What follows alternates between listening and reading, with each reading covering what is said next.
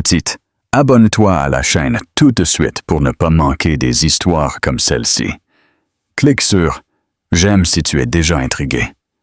La caméra se concentre sur la main d'une femme, tournant une alliance mince et simple. On entend le son feutré d'un quatuor à cordes et les rires aigus et fragiles de la foule. Ses jointures sont blanches. Puis, une nouvelle voix, distillant le venin, perce le bruit. Regarde-la, Ricardo. Elle est en train de pleurer. La caméra monte jusqu'à un visage ravagé par les larmes, illuminé par l'éclat froid des lumières de gala, fixant son mari et son amante. Elle est humiliée. Elle est brisée. Mais ce qu'ils ne savent pas, ce que son mari arrogant a oublié, c'est que ce gala, tout cet immeuble, pourrait bien lui appartenir. Et les vrais invités ne sont pas encore arrivés. La robe empruntée lui donnait l'impression d'être un mensonge. Elle était bleu marine, mélange de soie et parfaitement discrète. Mais sur Elena del Val, elle se sentait comme un déguisement pour une personne qu'elle ne connaissait plus. C'était une robe de bon sens. Dans une salle remplie d'éclats sculpturaux, de poupées haute couture et de diamants coûtant plus cher que sa voiture, de bon sens n'était qu'un autre mot pour invisible. Helena, pour l'amour de Dieu, tiens-toi droite, murmura Ricardo, sans la regarder. Son attention était concentrée sur la grande salle de bal du Metropolitan Museum of Art, ses yeux scannant des cibles. Les Ledesma sont là. C'est le moment. Helena redressa le dos. Je suis désolé, Ricardo, et essaie d'avoir l'air content. C'est une grande soirée pour moi. Pour nous. Il ajusta les poignets de son smoking sur mesure, un petit sourire suffisant jouant sur ses lèvres. Il était beau, d'une manière nette et moderne, tout en lignes épurées, yeux froids, et une ambition qui irradiait de lui comme une eau de Cologne bon marché. Il était Ricardo Valdés, étoile montante de l'immobilier. Et ce soir, le gala des bienfaiteurs de la ville était sa scène. Helena n'était que son accompagnatrice, son bagage. Ils étaient mariés depuis 8 ans. Les 4 premières années avaient été un flou de rêves partagés, d'appartements bon marché et d'un amour tendre et véritable. Helena, alors Helena Solis, l'avait rencontré alors qu'elle était bénévole dans une clinique d'aide juridique. Il était un associé en difficulté, et elle était, pour autant qu'il le sache, une étudiante diplômée en histoire, travaillant dans les archives de la ville. Elle aimait le calme, une vie définie par des livres poussiéreux et des histoires oubliées. Il aimait sa simplicité perçue. Puis Ricardo gagna son premier million, et son deuxième. Soudain, la fille tranquille et rat de bibliothèque qui avait renoncé à son propre monde pour lui devint un inconvénient, une encre calme, de bon sens et bleu marine dans son nouveau monde de néon et de bruit. Le trajet jusqu'au gala avait été une symphonie de silence. Helena avait essayé. « Tu es magnifique, Ricardo. Ce prix est amplement mérité. » Il avait regardé de côté, ses yeux portant un jugement rapide et méprisant. « C'est la robe que tu as choisie? Ça va, un peu bibliothécaire. »« Je suis une bibliothécaire, » avait-elle voulu dire. « Je suis l'archiviste principal de la Société historique de la ville. Tu aimais ça avant. » Mais elle n'a rien dit. Le silence était plus sûr. Maintenant, debout au bord de la salle de bal, elle était un fantôme. Ricardo la tenait par le coude, sa prise possessive mais pas affectueuse. Il la poussa vers un homme corpulent, avec un rire tonitruant. « Arturo, quel plaisir de te voir !» tonna Ricardo, sa voix publique glissant comme le smoking. « Connais-tu ma femme Helena ?» Arturo Ledesma la regarda à peine. « Ah, oui, Madame Valdés, charmante. » Il se tourna vers Ricardo. « Maintenant, À propos de cette perspective en centre-ville, Ricardo, tu as du cran, je te l'accorde. Aller à l'encontre du groupe Solis. Le sang d'Elena se glaça au nom, son nom de famille. Les Solis, c'est de l'argent ancien, Arturo, dit Ricardo avec un geste dédaigneux. L'homme, ce sont des dinosaures. Je suis la météore. Une météore, hein? Eh bien, espérons que tu ne te brûles pas, rit Arturo, et les deux hommes se dirigèrent vers le bar, laissant Elena dans leur sillage. Elle était seule. Encore. Elle serra son petit sac à main perlé, sa seule indulgence, un cadeau de sa mère d'il y a une vie. Elle regarda autour de l'énorme salle voûtée. Le thème était « Rêve d'Orès ». Ironie. C'était la vie qu'elle avait choisie, ou plutôt la vie que Ricardo avait choisie pour elle. Sa propre famille, les Solis, avait été une victime de leur mariage.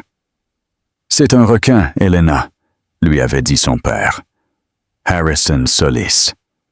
C'était il y a 8 ans, assis dans son bureau, la pièce sentant le vieux cuir et le tabac à pipe. Il ne t'aime pas, il aime l'idée de toi, et il te haïra quand il réalisera que tu n'es pas un tremplin. Tu ne le connais pas, papa, avait-elle pleuré, remplie du feu juste d'une jeune femme de 24 ans amoureuse. Il m'aime pour moi, pas pour le nom, pas pour l'argent que je ne veux même pas. Je ne vais pas utiliser le fonds fiduciaire. Nous allons nous débrouiller seuls. Son père avait soupiré, son visage un masque de tristesse résignée. Très bien, mais ma porte est toujours ouverte. Au moment où tu auras besoin de nous, nous serons là. Elle n'avait pas franchi cette porte depuis plus de 2 ans. Pas depuis que Ricardo avait plaisanté lors d'un dîner de famille que ses parents, avec toutes leurs économies de retraite confortables, pourraient vraiment l'aider à passer au niveau supérieur en se portant garant d'un prêt. La déception tranquille et profonde dans les yeux de son père ce jour-là avait été de trop. Elle avait choisi son camp. Elle avait choisi Ricardo. Et maintenant, elle en payait le prix. Elle s'éloigna de la foule principale, trouvant une petite niche près d'une imposante statue de marbre. Elle avait juste besoin de respirer. Ricardo était une comète, une météore, une étoile montante. Il était toutes ces choses. Mais il était aussi froid, distant et très, très cruel. Les nuits qu'il avait encadrées comme du travail, l'odeur de parfum inconnu et coûteux sur ses vestes de costume, la façon froide dont il se crispait lorsqu'elle essayait de le toucher. Tout s'emboîta avec une finalité nauséabonde. Avez-vous déjà soupçonné quelque chose, puis eut la confirmation la plus publique et humiliante? Il la trompait. Elle le savait aussi sûrement qu'elle connaissait son propre nom. Elle n'avait simplement pas été assez courageuse pour le dire à voix haute. Une nouvelle vague de nausée la frappa. Elle observa son mari de l'autre côté de la salle. Il présidait la réunion, ses dents blanches sous les projecteurs, sa main sur le dos de le souffle d'Elena. Elle se coupa. Ce n'était pas un homme. C'était une femme. Une femme dans une robe de la couleur du sang versé, ses cheveux une cascade de blond platine. Elle riait, la tête renversée, une main mince et manucurée, reposant de manière possessive sur la poitrine de Ricardo. Il ne faisait pas de réseautage. Il la tenait. Son pouce caressait le dos de sa main. Elena sentit le sol s'enfoncer sous ses pieds. C'était une chose de soupçonner. C'en était une autre de le voir, exposé sous un lustre en cristal, à 1 000 €, pour que tout le monde l'ignore. Elle le vit se pencher, ses lèvres frôlant l'oreille de la femme. La femme gloussa sottement, un son aigu et perçant. Ce n'était pas une météore, c'était un désastre. Et elle était attachée aux voix. La femme en rouge était Claudia Vidal. Elena connaissait le nom. C'était une influenceuse qui s'était tournée vers le conseil en immobilier. De luxe. Elle était sur tous les réseaux sociaux. Son fil d'actualité était une fantaisie organisée de jets privés, de côtes impossibles et de coupes de champagne qui ne semblaient jamais vides. Elle était tout ce qu'Elena n'était pas, bruyante, plastique et exigeant l'attention. Et elle avait ses mains partout sur le mari d'Elena. Une colère froide et vive, inconnue et rafraîchissante, coupa le brouillard de désespoir d'Elena. Pendant 8 ans, elle s'était faite petite. Elle avait coupé ses propres ailes pour s'adapter à sa cage. Elle avait renoncé à sa famille, à son nom de famille, à ses propres ambitions. Tout pour être la femme solidaire d'un homme qui, maintenant, très publiquement, la remplaçait. Non, pas ce soir. Elle posa sa coupe de champagne vide sur un plateau qui passait d'une main ferme. Le bourdonnement de la foule sembla s'estomper. Le quatuor à cordes feutré comme sous l'eau. Son monde entier se réduisit à 2 silhouettes de l'autre côté de la salle. Riant dans leur propre monde privé et cruel, elle commença à marcher. Elle ne courut pas. Elle ne cria pas. Ses pas étaient délibérés, mesurés. La démarche d'une archiviste se déplaçant dans une bibliothèque silencieuse. Ses talons de bon sens ne faisaient aucun bruit sur les épais tapis perçants. Ricardo la vit le premier. Son sourire vacilla. Ses yeux s'écarquillèrent d'agacement avant de se fixer dans un masque froid d'indifférence. Il ne s'écarta pas de Claudia. Il ne lâcha pas sa main. Il attendit simplement. Claudia se retourna, sentant le changement. Ses yeux fortement maquillés, encadrés par des cils incroyablement épais, scannèrent Elena de la tête aux pieds. C'était le genre de regard qu'Elena avait vu des milliers de fois. Le regard d'un prédateur mesurant sa proie. Un petit sourire amusé effleura ses lèvres rouges vifs. « Ricardo » dit Elena. Sa voix était étonnamment ferme. « Qui est-ce » Ricardo laissa échapper un soupir d'exaspération, comme si Elena venait de poser une question profondément gênante. « Elena, sérieusement? Nous faisons du réseautage. C'est Claudia Vidal. Claudia, ma femme. Elena. » La présentation ressemblait à une gifle. « Ma femme. » Le mot sonnait creux, une formalité légale qu'il était obligé d'observer. Claudia tendit la main, ses bracelets de diamants tintinrent. « Bonjour, » dit-elle. Sa voix un murmure mielleux et peu sincère. « C'est un plaisir de te rencontrer enfin. J'ai entendu... Eh bien, pas grand-chose, en fait. » Elena ignora la main tendue. « Tu es le parfum, » dit-elle, les mots ayant un goût de cendre. Les nuits tardives, les réunions d'urgence avec les clients en ville. Le visage de Ricardo s'assombrit. « Elena, tu m'embarrasses. Arrête. Va chercher un verre. Va-t'en. » T'embarrasser? Elena sentit un rire hystérique bouillonner dans sa poitrine. « Tu es là, à un gala, où tu es censé être honoré, la main sur le dos d'une autre femme, et c'est moi qui t'embarrasse. » Le volume de la foule environnante n'avait pas changé, mais on avait l'impression qu'une petite bulle silencieuse s'était formée autour des trois. Quelques personnes proches commençaient à remarquer. L'air était chargé. Claudia, voyant qu'elle avait un public, fit un pas en avant, se plaçant délibérément entre Ricardo et Elena. Elle était plus grande qu'Elena, surtout avec ses talons aiguilles. Elle la dominait. « Écoute, Elena, » dit-elle, utilisant le prénom comme une arme. « Je ne sais pas quel genre de petit drame triste tu essaies de commencer, mais Ricardo est un adulte. Il a le droit d'avoir des amis. » « C'est ce que tu es? » Elena regarda directement Ricardo. « Est-ce qu'elle est ton amie? » Ricardo détourna le regard. Il regarda le plafond, le bar, Arturo Ledesma, riant à travers la salle. Il regarda partout sauf sa femme.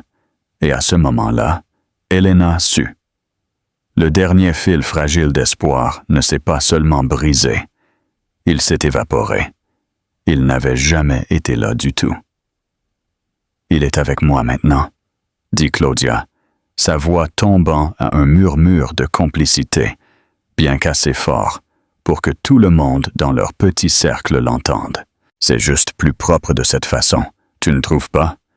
Il reçoit son prix. Nous annonçons notre partenariat, en toute chose. Et toi, eh bien, tu t'évanouis. Tu es doué pour ça, n'est-ce pas? T'évanouir?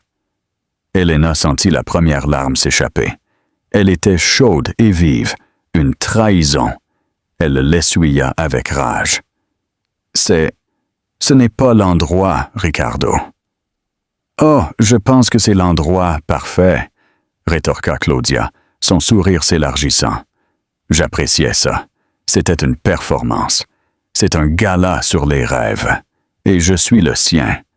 Toi, tu n'es que le cauchemar dont il se réveille enfin. Claudia, ça suffit, dit Ricardo. Mais il n'y avait aucune force dans cela. C'était une protestation symbolique. Ça suffit? Mais je viens à peine de commencer. Les yeux de Claudia brillèrent de malice. Il est fatigué du bon sens.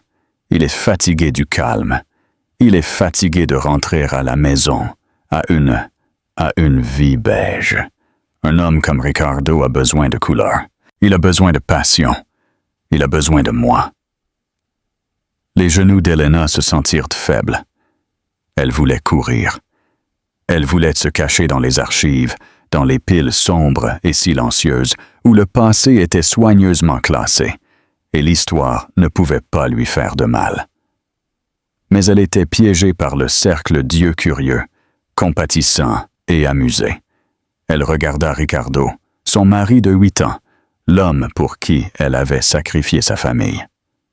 Ricardo, dit quelque chose. Ricardo croisa finalement son regard. Ses yeux étaient froids. Elle a raison, Elena. C'est fini. J'allais te le dire après le gala. Mais ça aussi, c'est bien. Je veux divorcer. Les mots la frappèrent comme un coup physique. Je veux divorcer.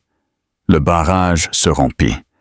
La larme solitaire devint un torrent silencieux et humiliant. Elle ne sanglotait pas.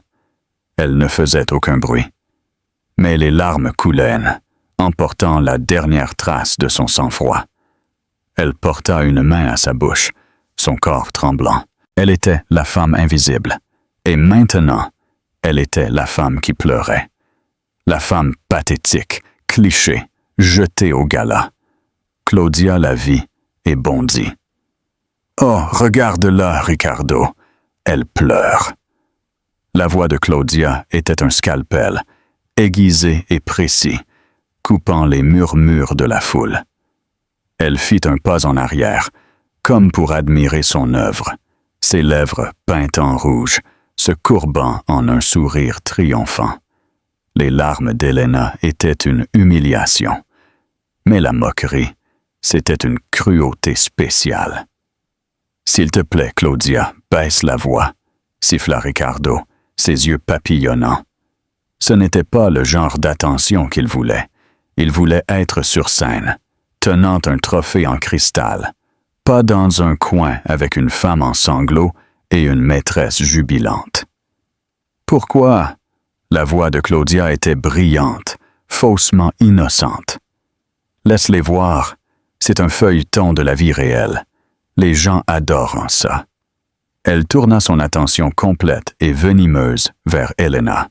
« Regarde-toi, chérie, en train de pleurer dans ta petite. Qu'est-ce que c'est? D'une boutique? Tu l'as louée? » Elena se crispa. La robe avait été un cadeau de Ricardo il y a 3 Noëls. « S'il vous plaît, arrête. » Arrêter? Pourquoi? Parce que la vérité blesse. Claudia prit une gorgée de son champagne, ses yeux ne quittant jamais le visage d'Elena. Tu pensais vraiment que c'était pour toujours? Un homme comme Ricardo, une météore, dit-elle, utilisant son propre mot. Il a besoin d'une femme qui peut suivre le rythme, une femme qui brille, pas une tourne-page qui semble s'excuser perpétuellement d'occuper de l'espace. Tu ne sais rien de moi, murmura Helena, sa voix étranglée. Je sais tout ce que j'ai besoin de savoir. La confiance de Claudia était suffocante. Elle se nourrissait de la douleur d'Helena. Je sais qu'il est malheureux. Je sais qu'il n'est pas heureux depuis des années. Je sais qu'il est avec moi maintenant. Il reçoit un prix ce soir, et je serai celle à son bras quand il l'acceptera. Toi, tu n'es que bagage qui fuit. Ricardo, supplia Helena, un dernier appel désespéré. Ne la laisse pas faire ça. Ricardo passa une main dans ses cheveux. Il était acculé, et il détestait ça. Helena, va juste aux toilettes. Lave-toi. Tu es en train de faire une scène. Tu es en train de faire une scène. Non, c'est mal. Non, Claudia, arrête d'attaquer ma femme. Non, je suis désolé si tu ne m'embarrasses pas. Ce fut la torsion finale et tordue du couteau. Non seulement il la quittait, il la blâmait pour sa propre humiliation. Les larmes de tristesse commencèrent à se mêler à une nouvelle larme de rage brûlante. La colère froide et silencieuse d'avant revenait, brûlant le choc. Une scène? La voix d'Helena fut soudain très, très basse. Les pleurs avaient presque cessé, laissant derrière eux un calme glacial. Tu penses que c'est moi qui fais une scène? Avant qu'elle ne puisse en dire plus, Claudia, sentant qu'elle perdait sa victime, à la tuer. « Oh, Muri, cracha-t-elle, ce sont les grandes ligues. Tu ne pouvais pas gérer ça. Tu n'es qu'une petite souris de bibliothèque de... D'où es-tu encore? D'une ville, avec tes tristes, petits parents de classe moyenne. Ricardo a besoin d'une partenaire avec des contacts, avec du pouvoir. Pas d'une fille de bon sens, sans nom, qui a atteint son apogée à l'université. Helena se figea. Sa famille. Elle avait attaqué sa famille. La famille qu'elle avait abandonnée pour Ricardo. La famille qu'il avait, dans sa propre arrogance vertigineuse, rejetée comme pittoresque. « Ma famille », commença Helena, sa voix tremblant à nouveau, mais cette fois avec quelque chose de nouveau.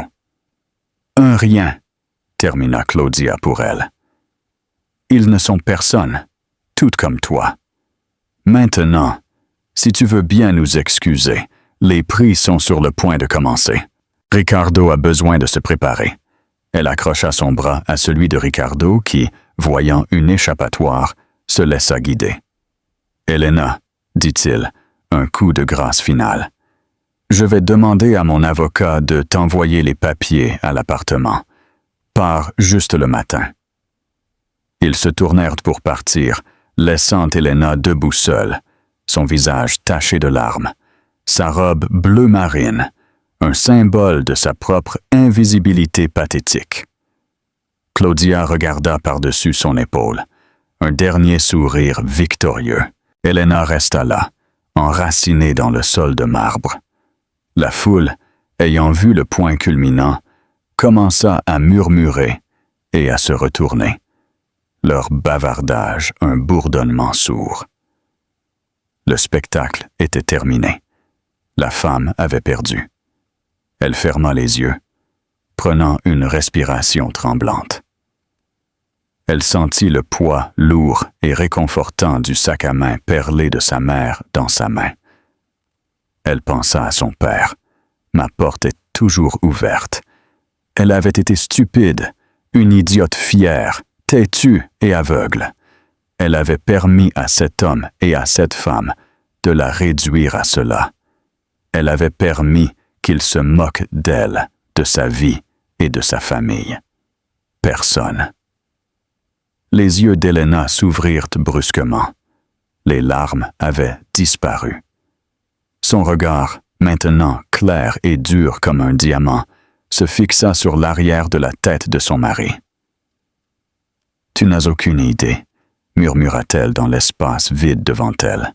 « Tu n'as aucune idée de qui tu viens d'insulter. » Et comme un signal, un silence soudain et profond s'abattit sur toute la salle de bal. La musique s'arrêta. Le bavardage mourut. Une seule voix amplifiée coupa le silence. La voix de M. Davila, l'organisateur du gala, son ton soudain à bout de souffle et électrique, avec une excitation qui n'avait pas été là auparavant. « Mesdames et messieurs, votre attention s'il vous plaît.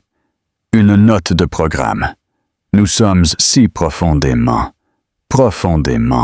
honorés. » Ricardo et Claudia s'arrêtèrent, juste avant la scène principale, se tournant vers la grande entrée, l'agacement sur leur visage.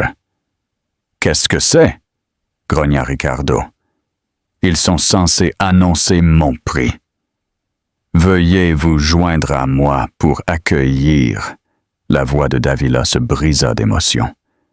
Les bienfaiteurs de toute cette nouvelle aile, les personnes dont la générosité ne connaît pas de limite et dont la présence ce soir est le plus grand honneur que ce musée ait jamais reçu. Veuillez accueillir Monsieur et Madame Harrison Solis.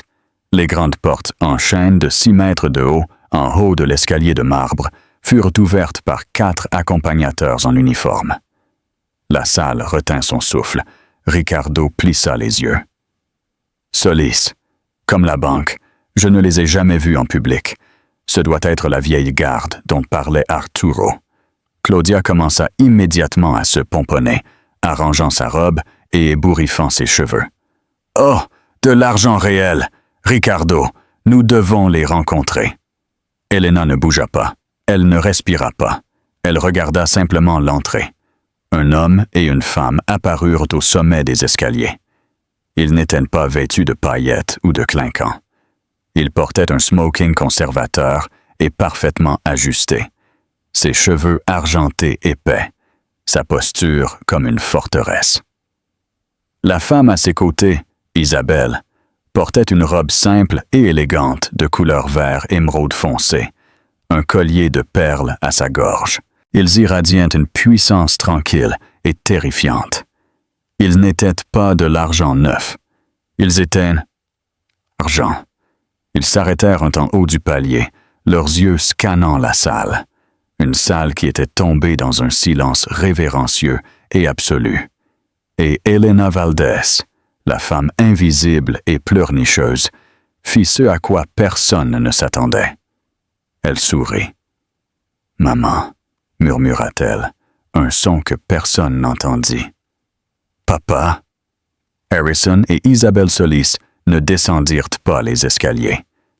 Ils descendirent, tout le gala, un rassemblement des plus puissants et arrogants de la ville, se sépara pour eux comme la mer Rouge.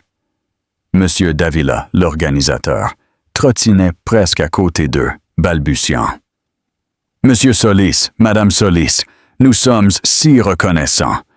Nous n'avions aucune idée que vous accepteriez l'invitation. Nous aurions organisé une entrée privée. »« Ce ne sera pas nécessaire, Jem, » dit Harrison Solis, sa voix un murmure bas et cultivé qui portait sans effort. « Ma femme et moi préférons voir exactement où va notre argent. » Ses yeux, d'un bleu vif et intelligent, balayèrent la salle. Ils ne cherchaient personne. Ils évaluaient simplement.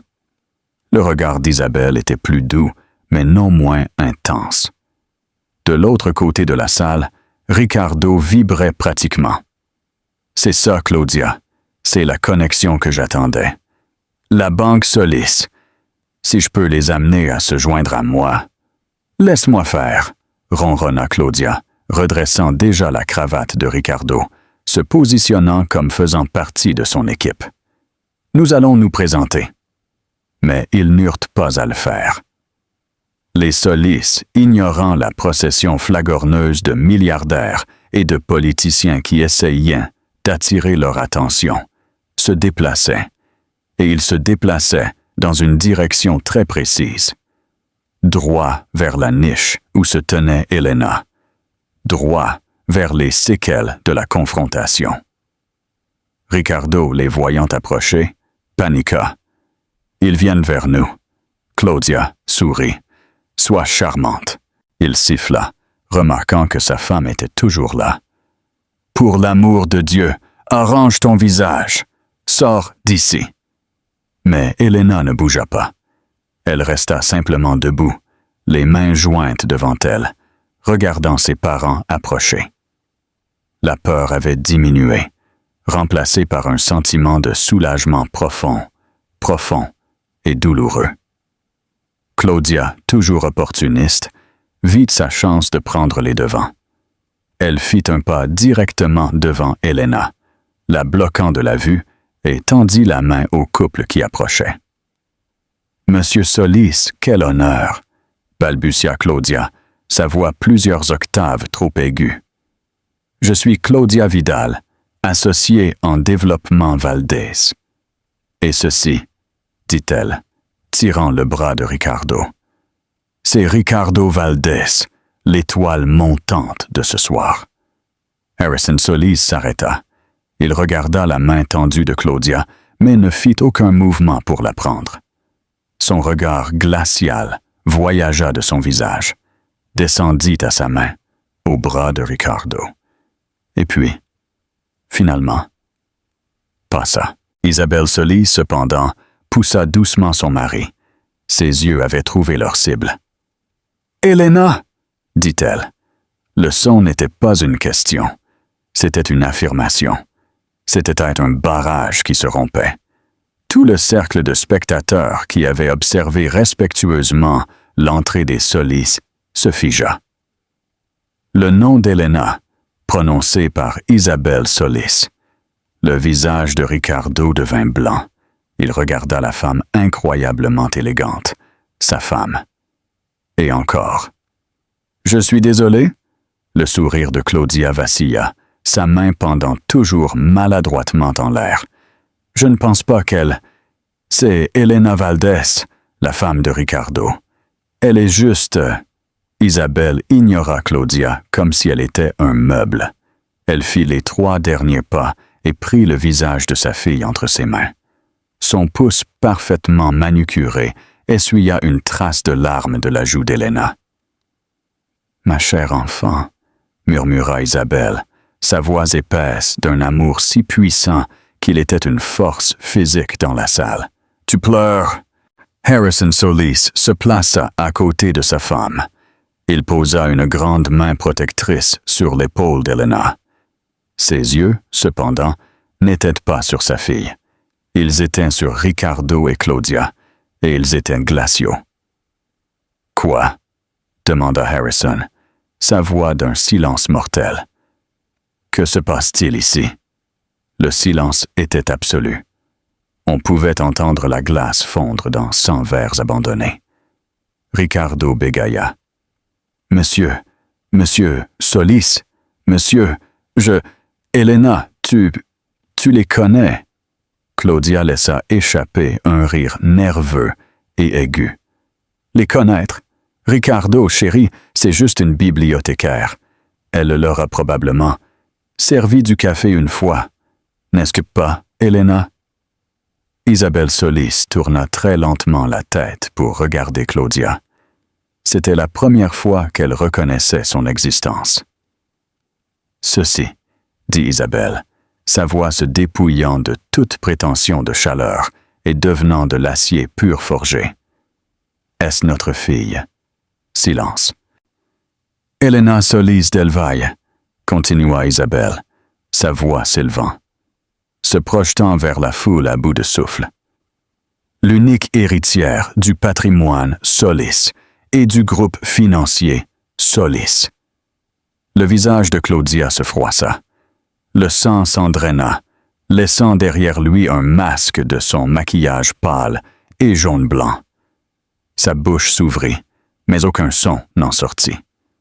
Ricardo eut l'air d'avoir été abattu. « Fille! Fille! Mais, Elena, tu as dit que tes parents étaient retraités, qu'ils étaient banquiers. Nous sommes retraités, jeune homme, tonna Harrison soliste, faisant un pas en avant. Sa stature de 1,88 éclipsait Ricardo. Nous sommes retraités des opérations quotidiennes, mais nous possédons toujours la banque dont vous avez désespérément. Il fit une pause comme cherchant le mot. Et infructueusement, essayé d'obtenir un prêt au cours des 6 derniers mois. Il se pensa. Nous possédons la holding qui est en concurrence avec vous pour la perspective du centre-ville, celle que vous avez appelée des dinosaures il y a moins de 30 minutes. Il fit un geste vers la salle, vers M. Davila, qui rôdait, l'air terrifié.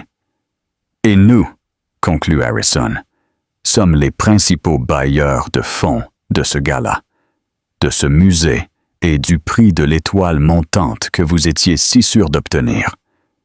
Il tourna son regard vers sa fille, son expression s'adoucissant instantanément. « Elena, chérie, pourquoi as-tu le visage taché de larmes? Qu'est-ce que cette... Personne t'a dit. » La salle de bal n'était pas seulement devenue un théâtre, elle était devenue un tribunal, et tout le monde attendait le verdict. À ce moment, que pensez-vous que Ricardo ressent? Peur? Rage? Ou la compréhension totale de son erreur? Elena, flanquée de sa mère et de son père, sentit une force qu'elle ne savait pas posséder. La femme invisible était maintenant le centre de l'univers. Elle regarda Claudia, dont le sourire arrogant avait été remplacé par un rictus de terreur pure et non altéré. Elle regarda Ricardo, son mari, qui tremblait visiblement, les ambitions de sa vie implosant en temps réel. Elle n'avait pas besoin de crier, elle n'avait qu'à dire la vérité. Elle m'a appelé une tourne-page dans une robe en polyester, dit Elena, sa voix claire et audible dans le silence. Elle a dit que j'étais un bagage qui fuit. Elle a dit que ma famille, mes tristes parents de classe moyenne, n'étaient personne. Une inspiration collective et vive de la foule. Insulter un invité était mauvais. Insulter Harrison Solis était un suicide professionnel. Claudia se précipita en avant, agrippant le bras de Ricardo. « Non, je ne savais pas. Il ne m'a pas dit. Ricardo, dis-leur. Je plaisantais juste. »« Toi, » dit Isabelle Solis, sa voix coupant le bégaiement paniqué de Claudia. « Te tairas-tu » La bouche de Claudia se ferma brusquement. Isabelle se tourna, non pas vers Claudia, mais vers Ricardo. Son expression était d'un profond dégoût maternel. « Burke !» Le son de sa paume se connectant à la joue de Ricardo n'était pas une gifle. C'était un craquement, comme celui d'une branche sèche qui se brise. Il résonna dans le vaste salon. Personne n'en haletait. Ils étaient trop stupéfaits. Ricardo chancela en arrière, sa main volant vers sa joue rougeoyante. « Toi !» bouillonnait Isabelle, ses yeux verts émeraude brillants. « Tu as permis que cela se produise. Tu es resté là pendant que cette salope insultait ta femme, ma fille, moi, Isabelle, Madame Solis. » « Je ne savais pas, » bégaya Ricardo, sa défense pathétique. « Tu ne savais pas? » La voix de Harrison. C'était un grognement bas, plus terrifiant que n'importe quel cri. « Tu ne savais pas qui elle était? Ou ne t'en souciais-tu pas? » « Tu l'as épousée, Monsieur Valdés. Vous avez vécu avec elle pendant 8 ans. As-tu jamais, une seule fois, posé des questions sur sa vie? As-tu jamais écouté? Ou étais-tu trop occupé à construire ton propre empire de papier, l'utilisant comme un accessoire calme et respectable? » Ricardo n'avait pas de réponse. Il se contenta de fixer, vaincu. « Tu nous as rejetés, » continua Harrison, sa voix celle d'un juge rendant son verdict. Tu l'as rejeté. Tu as supposé dans ton étonnante arrogance que sa famille, son monde, n'était rien. Tu t'es trompé. Harrison tourna légèrement la tête, son regard rencontrant Davila, qui se crispa. « J'aime, » dit Harrison, sa voix redevenant calme. « Le prix de M. Valdez est, bien sûr, révoqué. Immédiatement. »« Oui, M. Solis, bien sûr, immédiatement. » Davila se précipita, reconnaissant d'échapper aux rayons de l'explosion. « De plus, » continua Harrison, regardant à nouveau Ricardo, « votre demande en cours pour le contrat du centre-ville est refusée. Mon groupe prend le relais. Je pense que les dinosaures sont sur le point de montrer à la météore à quoi ressemble un véritable impact. Non, s'il vous plaît, Harrison, Monsieur Solis, vous ne pouvez pas, supplia Ricardo, sa façade d'étoile montante complètement brisée. Il n'était qu'un homme désespéré et terrifié. Je peux, dit simplement Harrison, et je le ferai. Oh, et cette ligne de crédit que vous avez à la Banque Solis, celle que vous avez exploitée pour tous vos projets. Une vérification médico-légale complète commencera à 8 heures précises le lundi matin. Je vous suggère de vous trouver un nouvel avocat, un très, très bon, bien que je doute qu'il puisse trouver quelque chose qui reste lorsque nous aurons terminé. C'était la fin. Ce n'était pas seulement le divorce, c'était l'anéantissement. Les genoux de Ricardo fléchirent. Il s'effondra en fait, comme si ses os étaient devenus liquides.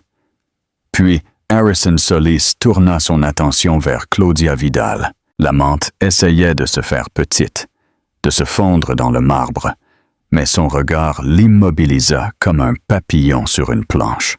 « Et vous, mademoiselle Vidal, s'il vous plaît ?» Elle couana.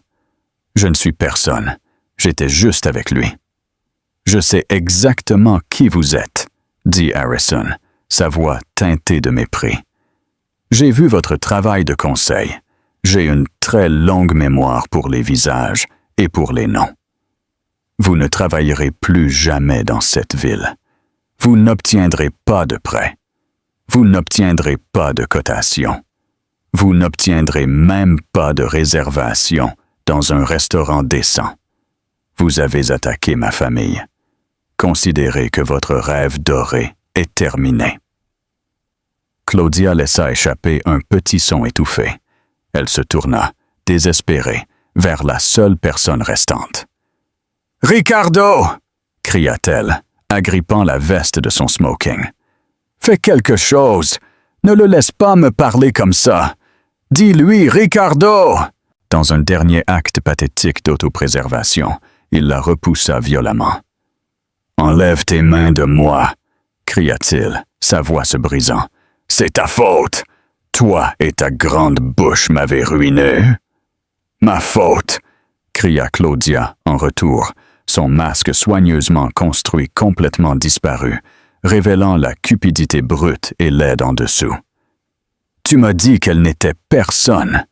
Tu m'as dit de la gérer! » Alors que les deux commençaient à se déchirer mutuellement, un spectacle pathétique et criard au milieu de la grande salle de bal, Elena fit un pas en arrière. Elle s'éloigna des débris. Elle s'éloigna de l'homme qu'elle pensait aimer et de la femme qui avait essayé de la détruire. Elle regarda Ricardo, son visage un masque de rage et de terreur, son costume sur mesure maintenant froissé, et elle sentit rien. Pas de tristesse, pas de colère, pas même de pitié. Juste du vide. C'est fini. « Non, » dit Elena, sa voix claire et coupant leur dispute. Ricardo et Claudia se figèrent, leur querelle mourant dans leur gorge. Ils se tournèrent vers elle.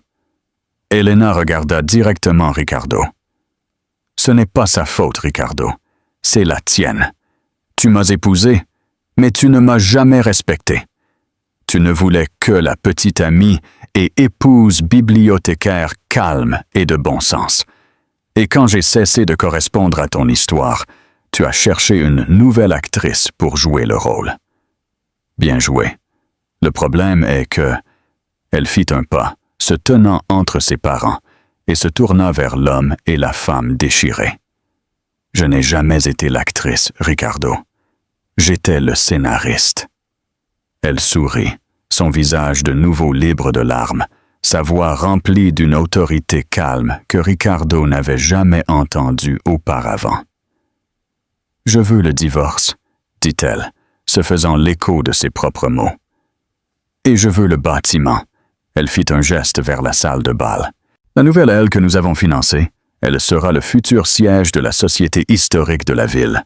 Mon bureau d'archiviste principal sera au dernier étage. » La mâchoire de Ricardo était tombée. « Tu as le pouvoir de faire ça? »« Ne m'as-tu pas écouté? » demanda Harrison Solis, sa voix basse et menaçante. « C'est notre argent. Tout cela. Et ma fille en est l'unique héritière. » Elena regarda Claudia, qui tremblait maintenant de manière incontrôlable. « Et ton contrat de consultante avec mon ancienne entreprise? » demanda-t-elle, un petit arc jouant sur ses lèvres. « Il est annulé. Je m'assurerai que vous ne puissiez plus jamais travailler dans le luxe. Vous n'êtes plus qu'un bagage qui fuit, mademoiselle Vidal. » La foule haleta. Ce n'était pas le discours de la femme abandonnée. C'était le discours de la reine. Elena se tourna vers ses parents. « Papa, maman, je suis désolée. J'aurais dû franchir cette porte il y a des années. » Isabelle Solis sourit, son expression se transformant en un pur amour. « Viens ici, ma chérie. » Elena s'avança dans leurs bras. Elle se sentit enfin chez elle. Harrison Solis regarda par-dessus l'épaule de sa fille, ses yeux ne quittant pas Ricardo.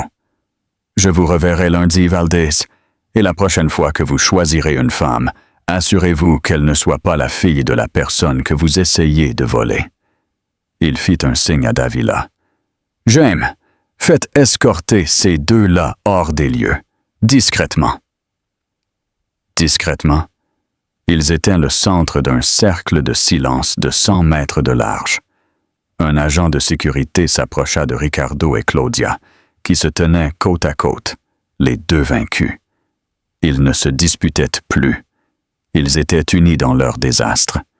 Elena Solis del Valle, appuyée contre le gilet en smoking de son père, regarda le couple expulsé alors qu'il se dirigeait vers la sortie latérale. Elle ne ressentait pas de triomphe. Elle ressentait de la clarté. Elle avait retrouvé sa voix, son nom et sa famille. La femme invisible avait disparu. Harrison Solis lui tendit le petit sac à main perlé. « Quelque chose dont tu n'auras plus jamais besoin. » Elena rit, une chose claire et mélodieuse, et se sépara de ses parents. Elle marcha jusqu'à la niche où elle avait pleuré quelques minutes auparavant. Tourna le simple anneau de mariage pour la dernière fois, le faisant glisser de son doigt et le laissant tomber dans le petit sac à main perlé. Un bagage dont elle n'avait plus besoin. Elle redressa le dos. Maintenant, non pas pour Ricardo, mais pour elle-même. Son visage était encore humide de larmes, mais ses yeux brillaient d'une force nouvelle. Elle se tourna et marcha vers le centre de la pièce. Sa robe bleu marine, simple et sensée, contrastait avec le faste, mais maintenant, elle n'était plus invisible. Elle était la présence la plus puissante de la pièce. « Papa, maman, je suis fatigué.